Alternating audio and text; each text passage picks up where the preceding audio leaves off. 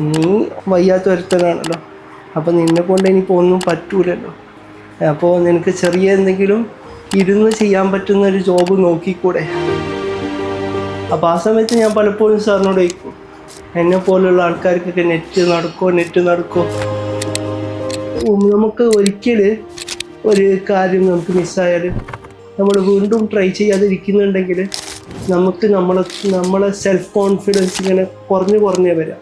ഞാൻ എൻ്റെ ലൈഫിൽ തന്നെ ഞാൻ ഈ ഡിഫറെൻ്റ് ഏബിൾഡ് ആയ സമയത്ത് കുറേ സഹിച്ചിട്ടുണ്ട്. JRF ഇപ്രാവശ്യം നേടാൻ സാധിച്ചതിൽ വളരെ സന്തോഷമുണ്ട്. അപ്പോൾ അതിലേക്ക് വലിയൊരു മോട്ടിവേറ്റേഴ്സ് എന്നുള്ള നിങ്ങൾക്ക് ഐഫറിനോട് നേരിട്ട് ഒരു നന്ദി മനസ്സറിഞ്ഞ് അറിയിക്കാം. എന്തായാലും ഫ്രീ ആയിട്ട് കോഴ്സ് കിട്ടുകയാണല്ലോ, അപ്പം എന്തുകൊണ്ട് മെനക്കെട്ടുകൂടാ? ആ ഒരു തിങ്കിങ് വന്നതാണ് നെറ്റ് ക്വാളിഫൈ ചെയ്യുക, പിന്നെ JRFലേക്ക് എത്തുക എന്നുള്ളത്.